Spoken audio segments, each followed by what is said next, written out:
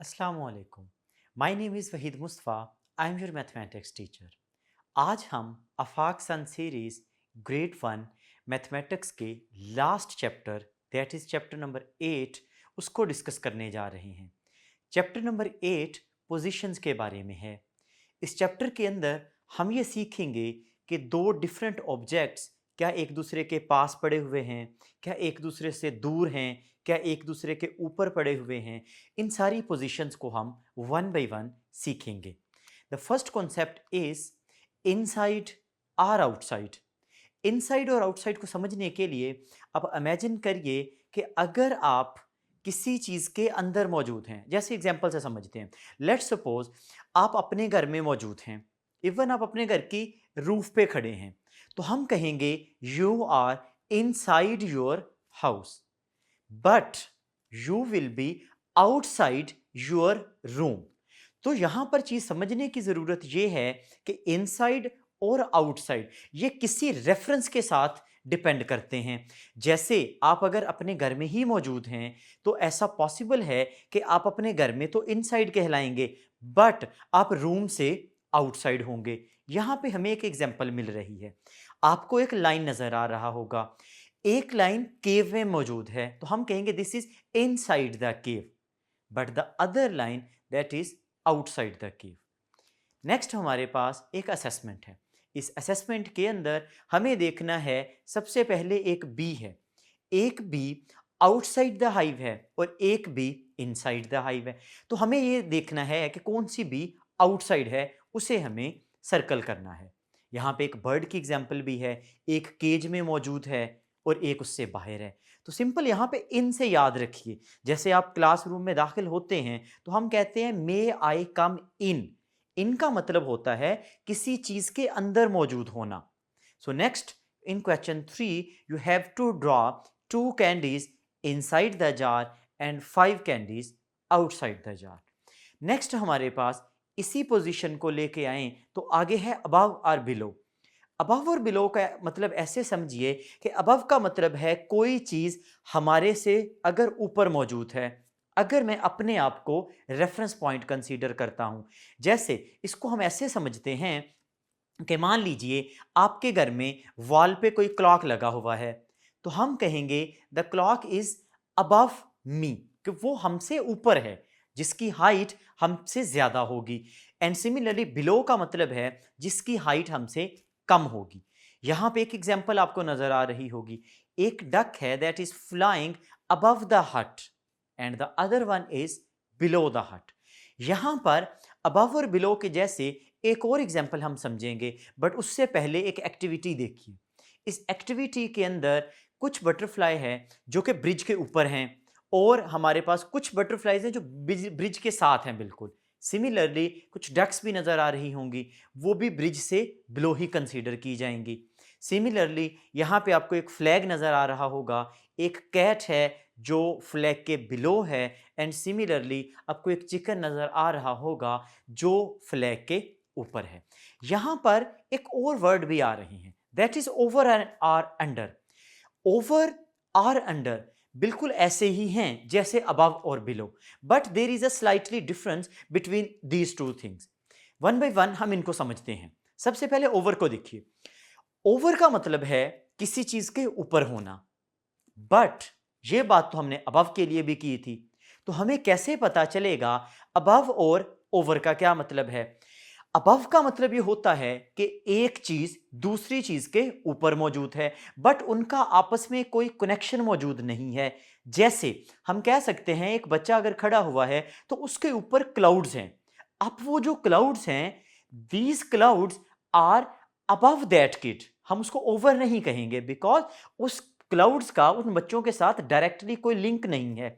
But अगर उसी बच्चे के पास एक अम्ब्रेला मौजूद है, उसने होल्ड की हुई है और उसके ऊपर है, तो हम यहां पे कहेंगे umbrella is over that kid. तो यहां पर ये दो वर्ड समझिए, ओवर एंड अबव। अबव जब आएगा तो हम जनरली कह देते हैं कोई भी चीज जब ऊपर होगी उसका हमारे साथ कोई भी डायरेक्ट कनेक्शन होना जरूरी नहीं है।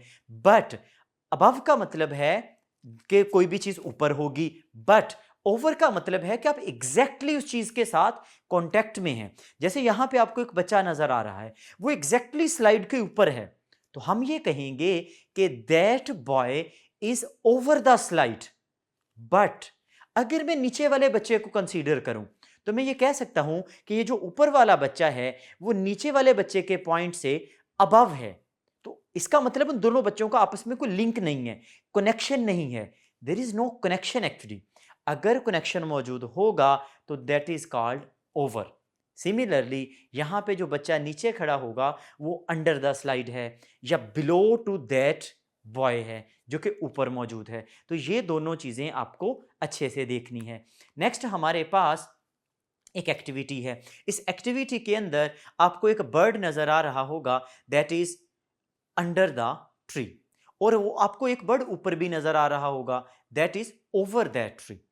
एंड सिमिलरली यहां पे आपको एक नजर आ रहा होगा बियर, जिसके अंदर ओवर द लॉग है। अब यहां पे आप एक चीज देखिए, ओवर द लॉग का मतलब है कि उस बियर का कनेक्शन डेवलप हो रहा है उस लॉग के साथ, क्योंकि वो उसके ऊपर खड़ा हुआ है। बट ऊपर वाली एग्जांपल को दोबारा से देखिए, अभी हमने कहा कि एक बर्ड है that is under the tree, तो फिर क्या हम ये कहेंगे कि जो ऊपर बर्ड मौजूद है that is over that tree?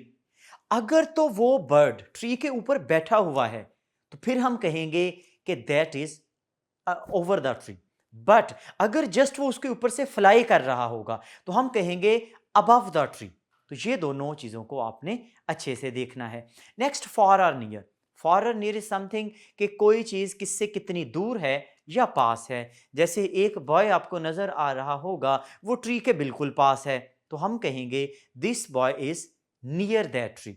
But यहां पे एक गर्ल है जो ट्री के पास तो है, लेकिन बॉय की निस्बत वो थोड़ा दूर है, तो हम कहेंगे that is far from the tree. तो कोई चीज जितनी पास होगी दैट इज कॉल्ड नियर, और जो चीज दूर होगी that is called far away. Next हमारे पास इस एक्टिविटी में देखिए, you have to circle that cat which is near the tree. तो आप देखिए यहां पर आपको दो कैट्स नजर आ रही हैं, जो नियर द ट्री है उसको सर्कल कीजिए, और जो आपके पास अब फार फ्रॉम ट्री है उसको क्रॉस कर दीजिए। यहां पर नीचे वाली एग्जाम्पल में आपको एक पौंड नजर आ रहा होगा, यहां पर दो घर भी हैं। कौन सा घर उस पाउंड के ज्यादा पास है, कौन सा उससे नियर है, उसको आप सर्कल कर दीजिए।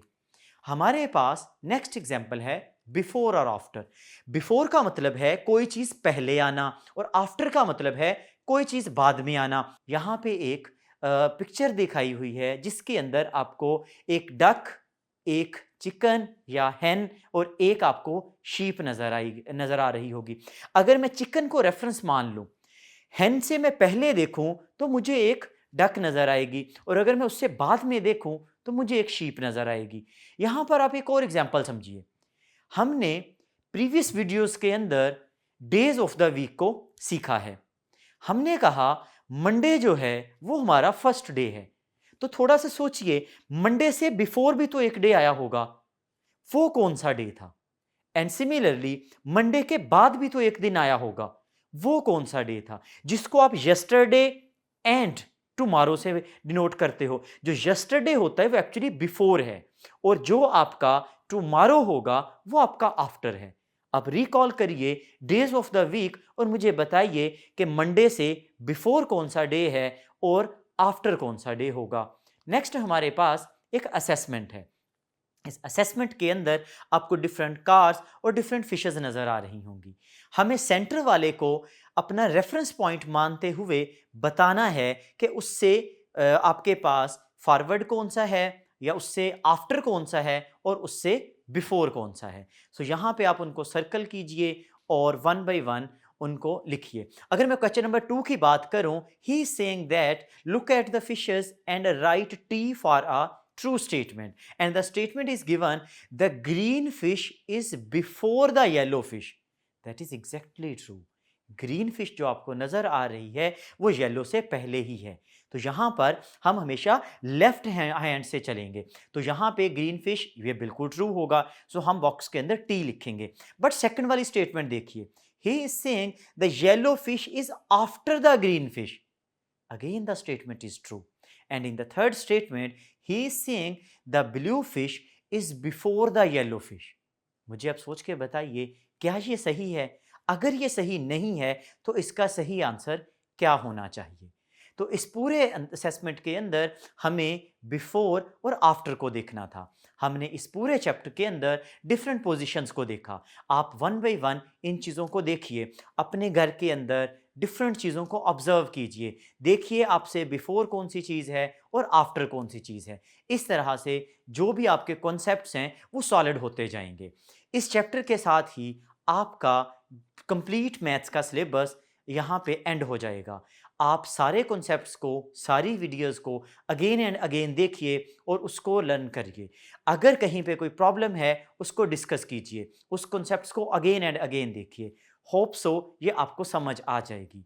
इंशाल्लाह हम मिलेंगे किसी और वीडियो के साथ। अपना ख्याल रखिए। अल्लाह हाफिज़।